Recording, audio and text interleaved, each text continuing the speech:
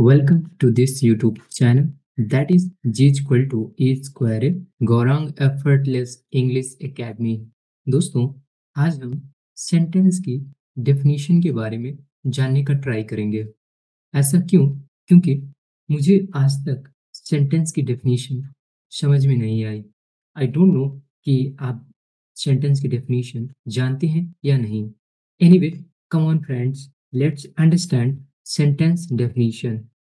पहले हम देखते हैं कि जो बुक में सेंटेंस की डेफिनेशन दी गई है एंड एंड जो स्कूल में एंड कॉलेज में जो टीचर्स के द्वारा पढ़ाया जाता है वो किस हद तक सही है। ठीक है, उसको हम एग्जाम्पल के साथ जस्टिफाई करेंगे कि सेंटेंस की डेफिनेशन करेक्ट है या इनकरेक्ट। अगर अगर इनकरेक्ट है तो उसमें हमें क्या चीज़ ऐड ऑन करने की नीड है। ओके, तो पहले हम सेंटेंस की डेफिनेशन देखते हैं according to books and and told by teachers, okay, in schools and college. तो सेंटेंस की डेफिनेशन कुछ इस प्रकार है: a group of words which makes a complete sense is called a sentence। Correct. कहने का मतलब है कि जो एक वाक्य होता है वो शब्दों का समूह होता है जो एक पूर्ण अर्थ देता है। ओके, चलिए तो इसको हम एग्जाम्पल के साथ ट्राई टू अंडरस्टैंड करते हैं। ओके, अब हम एग्जाम्पल को देखते हैं। Okay, Ram playing in the park. Okay, so दोस्तों, अकॉर्डिंग टू डेफिनेशन ये ग्रुप ऑफ वर्ड्स है। हाँ, ओके, डन। जो Ram playing in the park ये ग्रुप ऑफ वर्ड्स हैं। दोस्तों, ये कंप्लीट सेंस भी दे रहा है, मतलब कि राम पार्क में खेल रहा है। तो इसमें क्या चीज़ गलत है? सेंटेंस की डेफिनेशन है इस एग्जाम्पल में फिट बैठ रहा है। ओके, सो लेकिन अब आप बोलोगे कि इसमें कुछ चीज़ मिसिंग है। वो मिसिंग क्या है कि इसमें आपको या तो इज़ लगाना पड़ेगा या तो वो आपको इज़ लगाना पड़ेगा या वाज़। ओके, यानी कि आप काफ़ी इंटेलिजेंट हैं कि आपको चीज़ें समझ में आ रही हैं कि is and was is necessary for the this sentence. Friends, अब दूसरा एग्जाम्पल देखते हैं। जैसे कि इसमें गो है, कम है। दोस्तों, आप में से कुछ लोग एग्री नहीं करोगे कि ये सेंटेंस है, बट फ्रेंड्स 100% श्योर हूँ कि दोस्तों ये सेंटेंस है।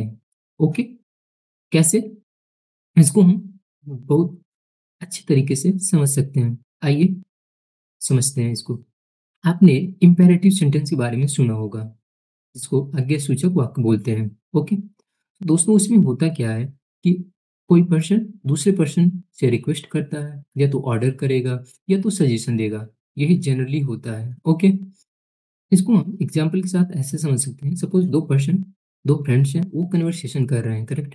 एंड जैसे कन्वर्सेशन उनका कंप्लीट होता है तो वो एक फ्रेंड दूसरे फ्रेंड को बोलता है जाओ। दोस्तों, ये जो जाओ है ना, अपने आप में एक सेंटेंस है। जब हम बोलते हैं गो या कम बोलते हैं तो दोस्तों ये अपने आप में एक कंप्लीट सेंटेंस है। तो दोस्तों, फिर से हम जो बुक में सेंटेंस की डेफिनेशन दी गई हुई है उसको इससे जस्टिफाई करते हैं कि ये जो सेंटेंस की डेफिनेशन है वो करेक्ट है या कुछ हद तक करेक्ट है। तो दोस्तों, अब तो यहाँ क्लियर हो रहा है। तो ग्रुप जो गो वर्ड है एंड कम वर्ड है, तो दोस्तों ग्रुप ऑफ वर्ड्स है नहीं है, करेक्ट ना? बट वो क्या है कि एक कंप्लीट अपने आप में सेंस प्रोवाइड कर रहा है। सेंटेंस की जो डेफिनेशन बुक में और जो टीचर्स के द्वारा स्कूल में कॉलेज में पढ़ाया गया था वो लगभग ऑलमोस्ट क्लैरिटी नहीं है। ओके, अब क्वेश्चन है कि सेंटेंस की डेफिनेशन एग्जैक्टली क्या है। So come on, let's understand. Friends, जो इम्पेरेटिव सेंटेंस का सेंटेंस स्ट्रक्चर कुछ इस तरीके से हम लोग यूज करते हैं। दोस्तों, हम लोग जो इम्पेरेटिव सेंटेंस है उसको हम वी वन से स्टार्ट करते हैं, वर्ब की फर्स्ट फॉर्म से स्टार्ट करते हैं। जैसे बोलते हैं कि आओ, तो हम एक प्रकार से रिक्वेस्ट कर रहे हैं। ओके, गो, जाओ, हम उसको ऑर्डर भी दे रहे हैं, करेक्ट। दोस्तों, इसके बाद आपको ऑब्जेक्ट लगाना हो तो लगा सकते हैं, नहीं लगाना तो नहीं लगा सकते हैं। जैसे कम, इधर आओ, तो दोस्तों जो इधर आओ तो कम हियर, तो दोस्तों here is not object. Actually वो ऑब्जेक्ट नहीं है, वो एडवर्ब होता है, करेक्ट। गो देयर, वहाँ जाओ। दोस्तों, एंड जो सब्जेक्ट होता है वो हाइड होता है, वो छुपा होता है। What is the sentence definition exactly? दोस्तों, अब तो आपके माइंड में थोड़ा सा क्लैरिटी आई होगी। दोस्तों, आप सोचो कि जो सेंटेंस की डेफिनेशन जो बुक में दी गई हुई है, जो हमें स्कूल में या कॉलेज में टीचर्स के द्वारा पढ़ाया गया है, क्या वो ये कंडीशन फुलफिल कर रहा है? जो हमने दो एग्जाम्पल देखे हैं, फ्रेंड्स, थोड़ा सा आप सोचने का प्रयास करिए कि क्या ये जो सेंटेंस की डेफिनेशन है वो ठीक है, या कुछ हद तक ठीक है, या इसमें कुछ और चीजें ऐड ऑन करने की नीड है। Okay, so now the question is कि सेंटेंस की डेफिनेशन एग्जैक्टली क्या है। सो आइए, come on, let's understand what is this sentence definition exactly. Okay guys, दोस्तों, अब हम एग्जाम्पल जो हमने दिया है उसी से हम लोग सेंटेंस के डेफिनेशन को बनाने का ट्राई करते हैं। ओके दोस्तों, सिंगल वर्ड का भी सेंटेंस हो सकता है एंड ग्रुप ऑफ वर्ड्स का भी सेंटेंस हो सकता है। ओके, जैसा कि दो एग्जाम्पल के साथ हमने समझने का ट्राई किया है। तो सेंटेंस के जो डेफिनेशन है वो एक सिंगल वर्ड का भी हो सकता है सेंटेंस, एंड वो ग्रुप ऑफ वर्ड्स का भी हो सकता है। बट सेंटेंस में finite verb is very important और मेकिंग कंप्लीट सेंस, तब हम उसको एक सेंटेंस बोलेंगे। तो single word and group of words but finite verb is necessary for making complete sense is called sentence. फिर से आपके माइंड में एक क्वेश्चन उठा होगा कि फाइनाइट वर्ब होता क्या है। फाइनाइट वर्ब कोई हवा नहीं है, करेक्ट। इसमें आपको डरने की कोई नीड नहीं है, आप लोगों ने पढ़ रखा है पहले से।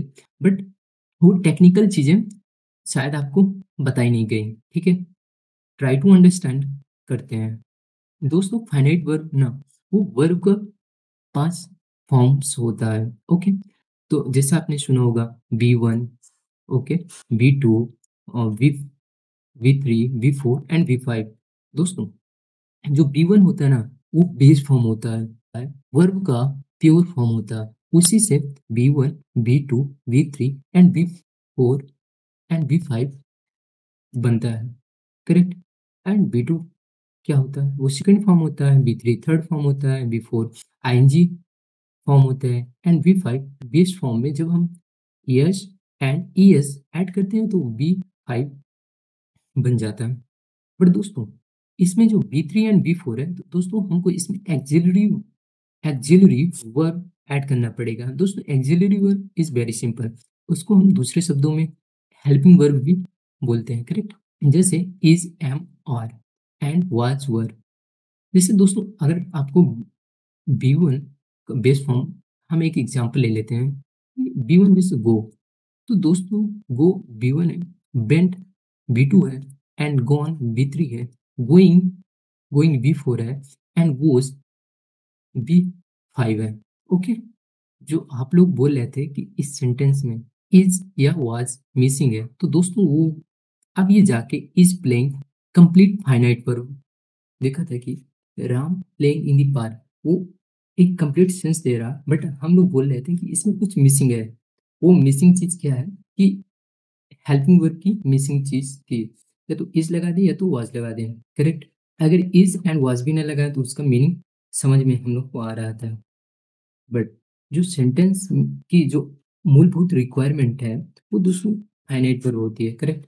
दोस्तों, फाइनाइट वर्ब ना, फाइनाइट वर्ब में दोस्तों एक हेल्पिंग वर्ब होती है, करेक्ट, एंड एक मेन वर्ब होता है। ओके, इसी को हम लोग फाइनाइट वर्ब बोलते हैं। दोस्तों, मैंने लास्ट वीडियो में एक वर्ब का फ्लो चार्ट बनाया था, तो आप उस वीडियो को देखिए, आपको एग्जैक्टली वर्ब का फ्लो चार्ट क्लैरिटी आ जाएगी। ओके, इस सेंटेंस की डेफिनेशन से एग्री करते हो या डिसएग्री करते हो? अगर डिसएग्री करते हो तो आप उसको अपने आप को डिफेंड या सपोर्ट करने के लिए अपना लॉजिक प्रोवाइड करो, तब हम उस सेंटेंस की डेफिनेशन को वैलिड मानेंगे, करेक्ट। नहीं तो दोस्तों, ये जो हमने अभी जस्ट सेंटेंस की डेफिनेशन देखी, इस सेंटेंस दोस्तों एक या सिंगल वर्ड को हो सकता है या ग्रुप ऑफ वर्ड्स को हो सकता है। बट उसकी जो मूलभूत रिक्वायरमेंट है कि एटलीस्ट फाइनाइट वर्ब होनी ही चाहिए, हम उसको सेंटेंस बोलेंगे।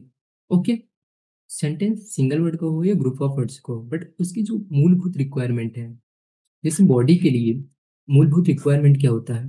Correct, water and food. तो लाइकवाइज दोस्तों सेंटेंस की जो रिक्वायरमेंट है वो फाइनाइट वर्ब की होती है, तभी एक वो प्रॉपर सेंटेंस कहलाने की योग्य होगा। एनीवे, आप एग्री करते हो डिसएग्री करते हो तो प्लीज कमेंट में अपना कमेंट जरूर बताएं और मेंशन करें कि ये जो हमने आज सेंटेंस की डेफिनेशन सीखी वो करेक्ट है या इनकरेक्ट है। अगर इनकरेक्ट है तो आप अपना डिफेंड अपने आप को करो, उसको लॉजिक प्रोवाइड करो। Thank you very much.